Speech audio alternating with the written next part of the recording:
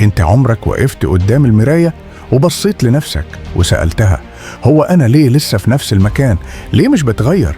ليه كل الناس بتسبق وأنا واقف؟ عارف ليه؟ علشان كل مرة بتنوي، بتكسل، وكل مرة تقول هبدأ بكرة، والبكرة عمره ما بيجي. كل مرة الحماس يولع في قلبك، بس أول ما تيجي أول خبطة من الحياة تطفي كل حاجة. بس تعالى بقى، أنا مش جاي أقول لك كلمتين وخلاص، أنا جاي أصحي فيك حاجة نسيتها. أنا جاي أفكرك أنت مين. انت مش ضعيف، انت مش قليل، انت مش فاشل. انت فيك طاقة بس مدفونة، فيك حلم بس سايبه يتآكل، فيك نار بس مطفية بالخوف والتأجيل والتفكير الزيادة. بس خليني أقول لك الحقيقة اللي محدش بيقولها، الدنيا مش هتستناك، ولو ما جريت هتتساب، ولو ما بدأتش دلوقتي هتفضل طول عمرك تقول يا ريت. انت لسه عندك وقت، والله لسه عندك فرصة، ولسه عندك كل حاجة تقدر تبدأ بيها.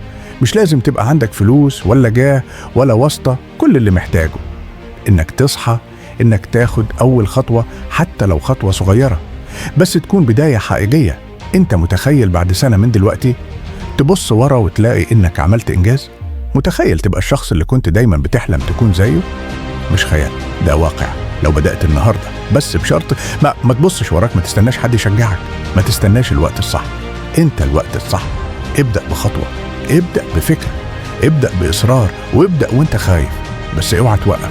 انا مش بقولك السكة سهلة، انا بقولك انك قدها، وكل سقطة هتعلمك تقوم اقوى، وكل فشل هيقربك من النجاح.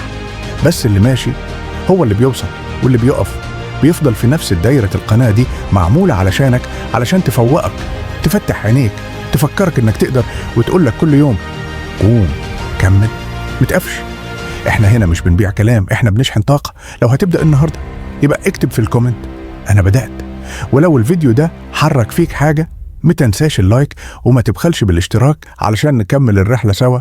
خلي البداية هنا، خلي اول خطوة من هنا، وخليها بداية ما تتنسيش.